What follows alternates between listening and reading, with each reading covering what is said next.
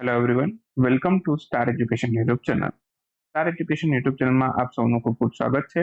આજનો જે વિડીયો છે એમાં આપણે ચર્ચા કરીશું 12મી મેના તમામ અગત્યના કરંટ અફેર. આ વિડીયો છે સ્પેશિયલી આપણે હાઈકોર્ટ આસિસ્ટન્ટની એક્ઝામ માટે તૈયાર કર્યો છે.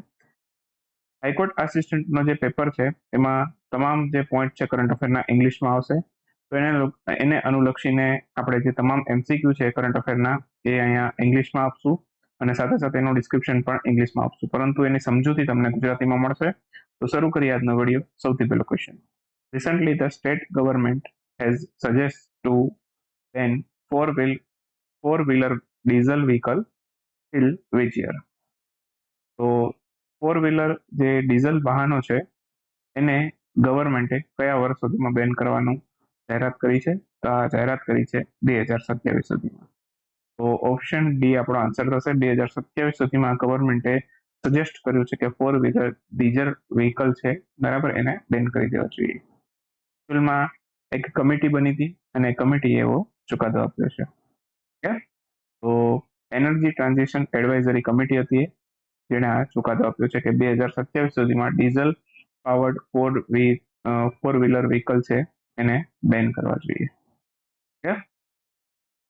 બાકી વાત કરું તો જે ઇન્ટરનલ કમ્બક્શન એન્જિન વાળા જે વાહનો છે જેમ કે મોટરસાયકલ છે, સ્કૂટર છે, થ્રી વ્હીલર્સ છે, તેને 2035 સુધીમાં તબક્કાવાર બંધ કરવા જોઈએ. ઓકે, આ બધું સજેશન કરવામાં આવેલું છે. બાકી ભારતનો જે નેટ ઝીરોનો ટાર્ગેટ છે બરાબર, નેટ ઝીરો કાર્બન એમિશન માટેનો, એ કયા વર્ષ સુધીનો છે? કે 2070 સુધીનો. અને 40% આપણે ઇલેક્ટ્રિસિટી જનરેટ કરવાની છે રિન્યુએબલ સોર્સિસમાંથી. તો એ આપણે જનરેટ કરવાની છે 40%. અને એ ક્યાં સુધીમાં કરશું આપણે? 2050 સુધીમાં. Recently, Margarita Dellavalle has been appointed as a first woman and permanent CEO of which of following telecom company? કઈ કંપનીના સૌથી પહેલા મહિલા CEO બન્યા છે? તેનું નામ છે માર્ગરીટા ડેલાવાલે. તો એ વોડાફોન કંપનીના CEO બન્યા છે, સૌથી પહેલા મહિલા છે. ઓપ્શન એ આપણો આન્સર થશે. તો વોડાફોન કંપની છે એ બ્રિટિશ કંપની છે અને એનું હેડક્વાર્ટર ક્યાં આવેલું છે? એનું હેડક્વાર્ટર આવેલું છે ઇંગ્લેન્ડમાં. એ પણ આપણે યાદ રાખીશું. Recently who among the following from India won ATP Challenger Tournament in Rome, Italy? ઇટલીમાં રોમ ખાતે ATP ચેલેન્જર ટુર્નામેન્ટનું આયોજન થયું હતું. એનું ટાઇટલ કયા ભારતીય વ્યક્તિએ જીત્યું છે? આનું ટાઇટલ જીત્યું છે સુમિત નાગલે. તો આન્સર આવશે Sumit Nagal. ATP challenger tournament recently ઇટલીમાં આયોજિત થઈ હતી, ઇટલીના રોમમાં. સુમિત નાગલે આનું ટાઇટલ જીત્યું છે. અને સુમિત નાગલ કયા સ્પોર્ટ સાથે સંકળાયેલા છે? તો આ ટુર્નામેન્ટ કેની સાથે સંકળાયેલી છે એવા ક્વેશ્ચન પણ આવી શકે છે. આ ટુર્નામેન્ટ છે બરાબર એ ટેનિસની સાથે સંકળાયેલી છે. તો આન્સર આવશે ટેનિસ. બાકી ટેનિસની વાત આવી છે તો ઇન્ટરનેશનલ ટેનિસ ફેડરેશનની વાત કરી લઈએ. એની સ્થાપના 1913માં થઈ હતી. 1913માં જ રવિન્દ્રનાથ ટાગોરને નોબેલ પ્રાઇઝ મળ્યો હતો અને ભારતના સૌથી પહેલા વ્યક્તિ છે કે જેને નોબેલ પ્રાઇઝ મળેલો હોય. ઇન્ટરનેશનલ ટેનિસ ફેડરેશનનું હેડક્વાર્ટર ક્યાં છે? એ છે યુકેમાં, લંડનમાં. Recently Laureus world sportsman award છે ડિક્લેર થયા છે 2023 માટે. એનાથી કોને સન્માનિત કરવામાં આવ્યું છે? તો વર્લ્ડ સ્પોર્ટ્સમેન ઓફ ધ યરનો એવોર્ડ છે એ લિયોનલ મેસીને મળેલો છે. આન્સર થશે option A. Recently Laureus world sports award છે એનાઉન્સ કરવામાં આવ્યો છે 2020માં. આ રૂબરૂમાં એનાઉન્સમેન્ટ કરવામાં આવેલા હતા અને એ પછી ફર્સ્ટ ટાઈમ છે આ પેરિસમાં અત્યારે 2023માં એનાઉન્સ કરવામાં આવ્યા છે. 2020 પછી ફિઝિકલી અત્યારે વાત કરું તો 2023માં એનાઉન્સ થયા છે. 21-22માં કોવિડના કારણે છે વર્ચ્યુઅલી એનાઉન્સમેન્ટ આનું કરવામાં આવેલું છે. બાકી આની શરૂઆત ક્યારથી થઈ હતી? સૌથી પહેલા જે છે એવોર્ડ બરાબર એ 25 મે 2000ના રોજ ડિક્લેર થયા હતા. તો અત્યારે સતત 23મું વર્ષ છે કે આ લોરસ વર્લ્ડ સ્પોર્ટ્સ એવોર્ડ છે ડિક્લેર કરવામાં આવેલા છે. ટૂલમાં ટાઈમ ફોર્મેટ છે બરાબર, એ હું ટ્રાન્સલેટ કરીને કરું છું એટલા માટે છે. આ તમને આ રીતે જોવા મળે છે અમેરિકાના ફોર્મેટની અંદર. અમેરિકાની અંદર છે મંથ પહેલા હોય, પછી ડેટ હોય, પછી યર હોય, બરાબર. તો અમેરિકી ટાઈમ ઝોનની અંદર અહીં તમને ડેટ ફોર્મેટ જોવા મળે છે, એટલે મે 25, 2000 એવું જોવા મળે છે. હવે ઇન્ડિયામાં 25 મે 2000 એવું લખીએ. ક્લિયર? બાકી વાત કરું તો હવે બધા એવોર્ડની વાત કરી લઈએ.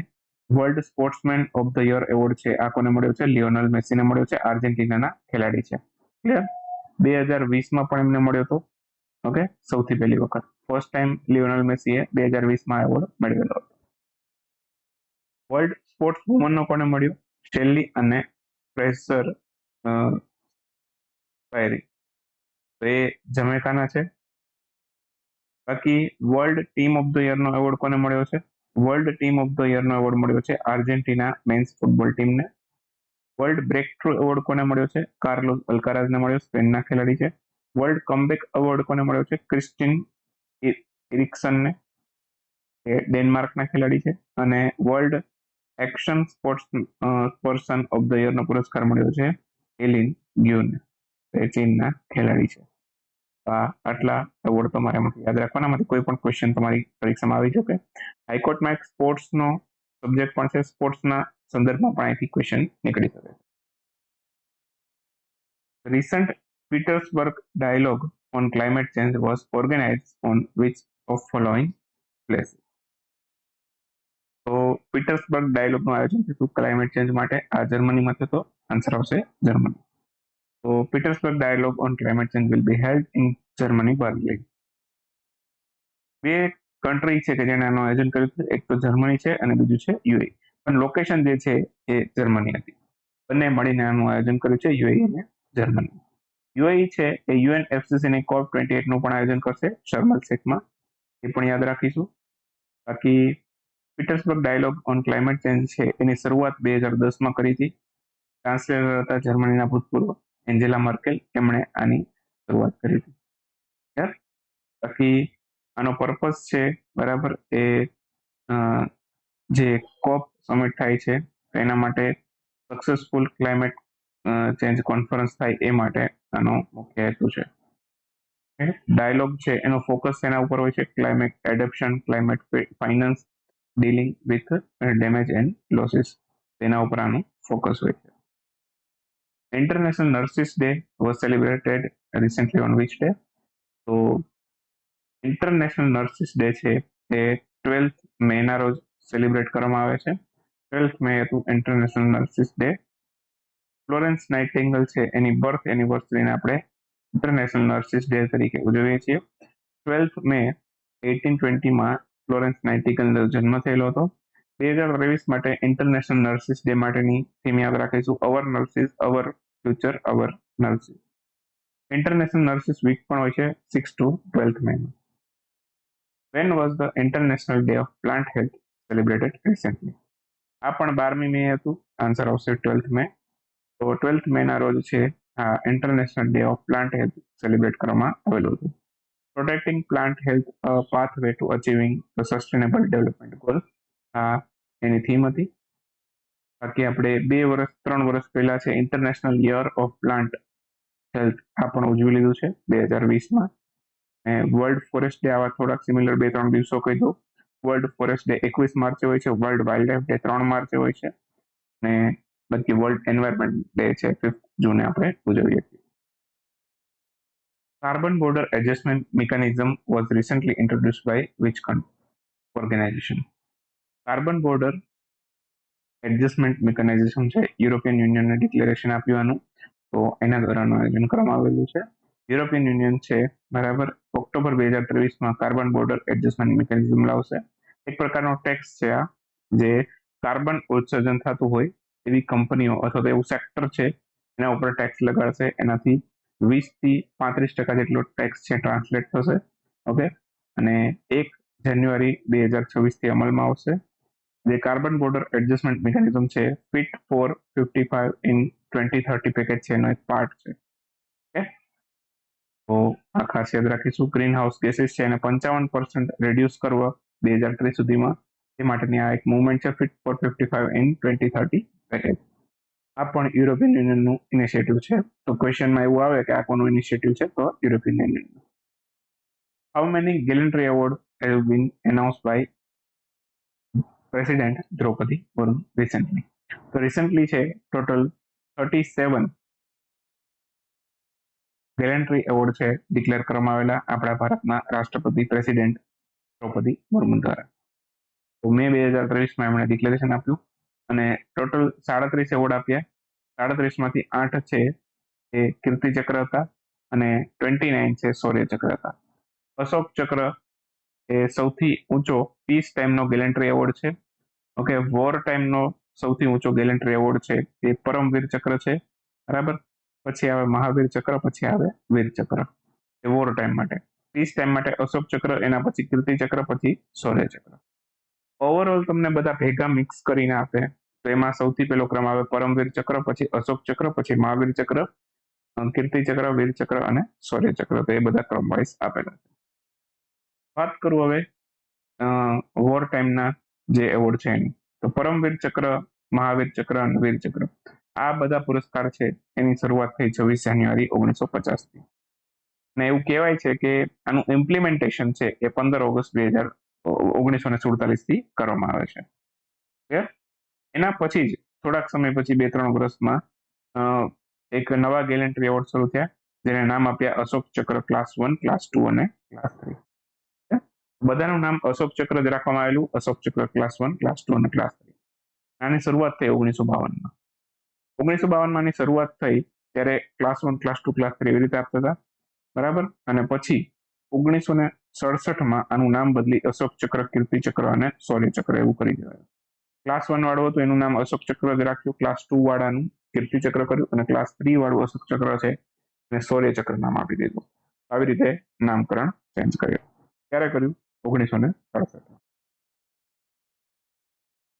Miguel Diaz-Canel has recently been re-elected as a new president of which country? તો ક્યુબાના નવા પ્રેસિડેન્ટ બન્યા છે મિગ્યુએલ ડિયાઝ-કેનેલ. તો ક્યુબાના નવા પ્રેસિડેન્ટ બન્યા છે. ક્યુબા છે એ sugar bowl of the world તરીકે ઓળખાય છે. ક્યુબા કેરેબિયન સીનો એક દેશ છે.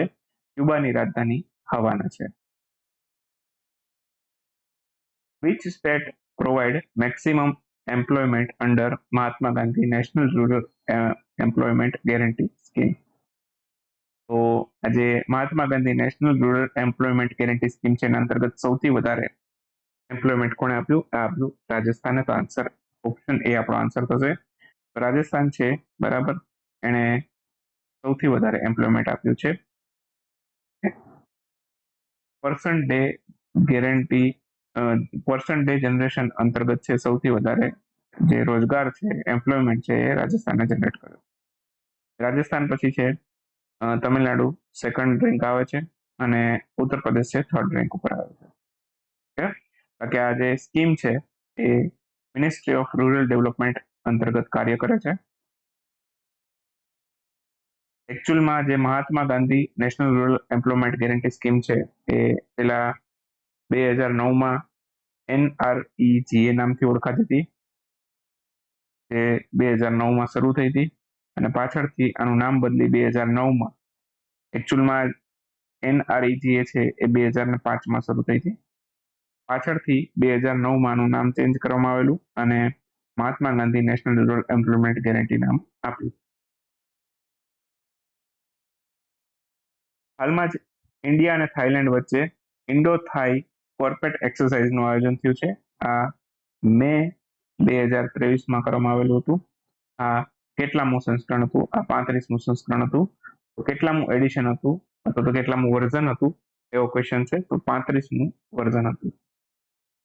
તો હાલમાં જ ઇન્ડિયા અને થાઇલેન્ડ વચ્ચે છે ઇન્ડો થાઈ કોર્પેટ એક્સરસાઇઝના 35મા એડિશનનું આયોજન કરવામાં આવેલું હતું.